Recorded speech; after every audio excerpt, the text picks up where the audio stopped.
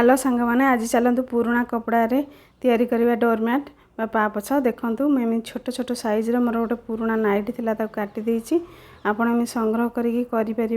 देखु 18 इंच छुंची लगे आप 16 इंच कि 18 इंच जहाँ छुंची लगे एमती सेव्र देखो छोट छोट काटिकी एमती पीस पीस करके काटिकी सेव करके छोट धीरे धीरे सिलाई कर चलिए अल्प समय भीतर हो केवल कपड़ा काटिकी साइज की रखिए देखु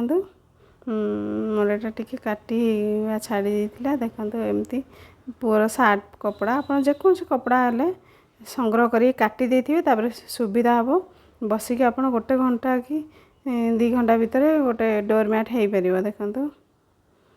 ये सुंदर देखा मोर धीरे धीरे आप सिलाई करेंगे सेपटा भलसे आसापी देखो ये लाल कपड़ा नाइट थिला ताको दे देइछि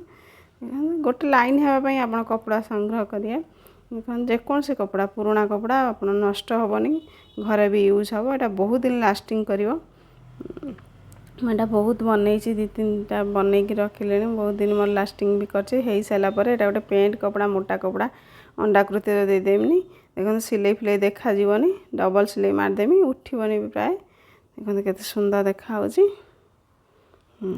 भलसे डबल सिलाई मार सारापर देखो ये आमर सेब्रे आसी एटा एबे करछि एटा पुराणा दीटा के सुंदर देखा